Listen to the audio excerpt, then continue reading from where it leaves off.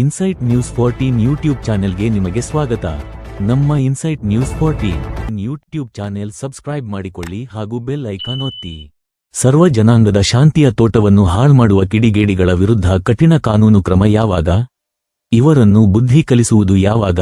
Hindu Muslim ಸಮಾಜಗಳ ಮಧ್ಯೆ ಪದೇ ಪದೇ ಗಲಭೆಗೆ ಯತ್ನ ನಡೆಯುತ್ತಿದೆಯೇ? ಇದೇ ಇವತ್ತಿನ ವಿಶೇಷ ಇನ್ಸೈಟ್ ಎಡಿಟರ್ ಸ್ಪೆಷಲ್.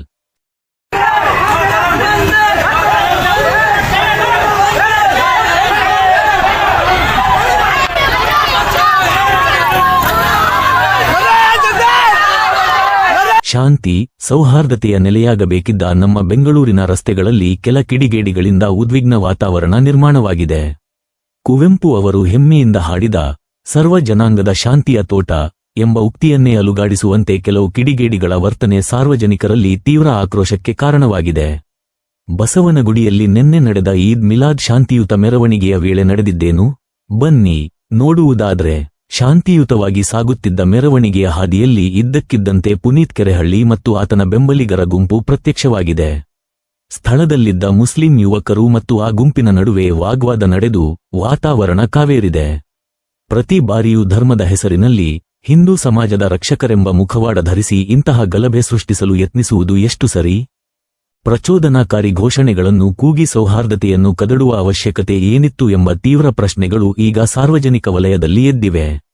ಘಟನೆಯಲ್ಲಿ ಗುಂಪಿನ ಒಬ್ಬ ವ್ಯಕ್ತಿಯ ತಲೆಗೆ ಗಾಯವಾಗಿದ್ದು, ಇದು ಯಾರಿಂದ ಆಯಿತು ಅಥವಾ ಕಿರಿಕ್ ಸೃಷ್ಟಿಸಲು ಮಾಡಿದ ಷಡ್ಯಂತ್ರವೇ ಎಂಬ ಸತ್ಯಾಂಶ ಪೊಲೀಸರ ತನಿಖೆಯಿಂದಷ್ಟೇ ಹೊರಬರಬೇಕಿದೆ. ಸದ್ಯಕ್ಕೆ ಪೊಲೀಸರು ಎರಡೂ ಕಡೆಯ ದೂರುಗಳನ್ನು ಸ್ವೀಕರಿಸಿ ತನಿಖೆ ಚುರುಕುಗೊಳಿಸಿದ್ದಾರೆ ಎನ್ನಲಾಗಿದೆ.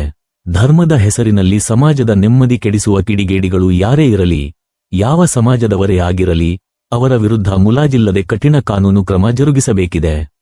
ಇಂತಹ ಪ್ರಚೋದಕರಿಂದ ಇಡೀ ಸಮಾಜದ ಹಾಗೂ ಹಿಂದೂ ಬಾಂಧವರ ಹೆಸರು ಹಾಳಾಗುತ್ತಿರುವುದು ಅತ್ಯಂತ ವಿಷಾದನೀಯ. ಅಗತ್ಯ ಬಿದ್ದರೆ ಇಂತಹ ಶಾಂತಿ ಭಂಗ ತರುವ ವ್ಯಕ್ತಿಗಳನ್ನು ಗಡೀಪಾರು ಮಾಡುವಷ್ಟು ಬಿಗಿಯಾದ ಕಾನೂನು ಹೆಜ್ಜೆಗಳನ್ನು ಸರ್ಕಾರ ಇಡಬೇಕಾಗಿದೆ.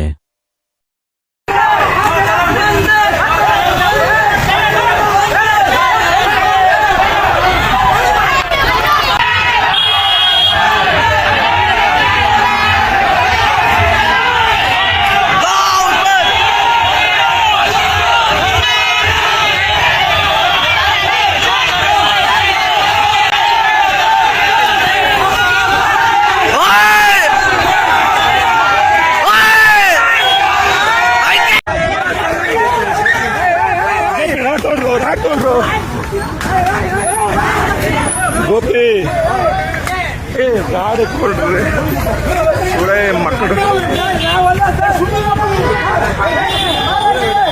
ರಕ್ತ ರಕ್ತ ರಕ್ತ ರಕ್ತ ರಕ್ತ ರಕ್ತ ಏನ್ ತಗೊಂಡ್ರು ಇದು ಯಾರು?